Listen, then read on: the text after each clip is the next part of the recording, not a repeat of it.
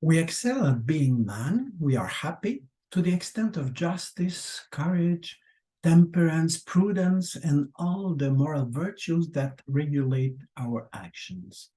However, the best moralists won't believe it, but to be definitively satisfied with virtue and moral action truncates happiness, frustrates a man of the ultimate end to which his nature calls him.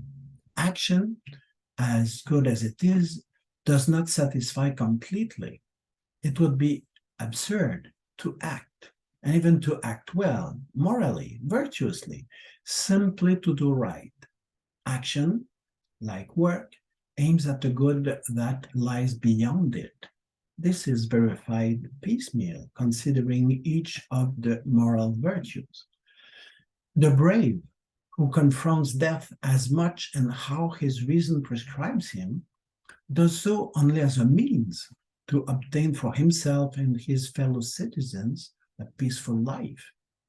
He would pass not as courageous, but as a bloodthirsty psychopath if, wanting courage above all else, he made enemies of all for the opportunity to dare to face death courageously.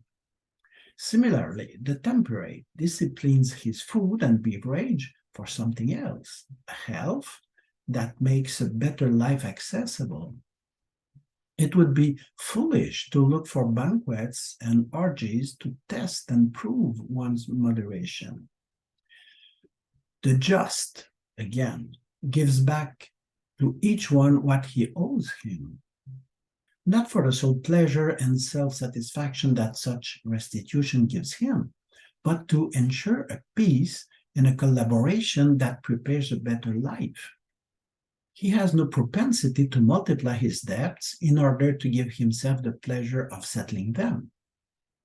The meek moderates his anger in view of a more fruitful relationship with his entourage. The prudent, finally, implements the most adequate means to ensure a high life, not for the sole enjoyment of his sagacity.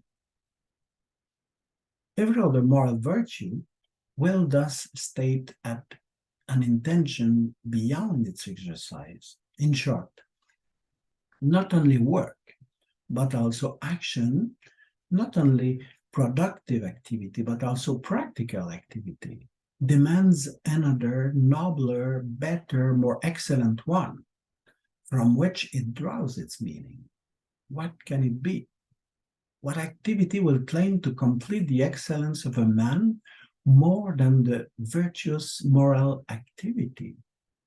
Aristotle likes to call it leisure activity, schole, school, if we want to transliterate. Surely, you'll have to swallow a few more culture pills to admit such an extravagant statement.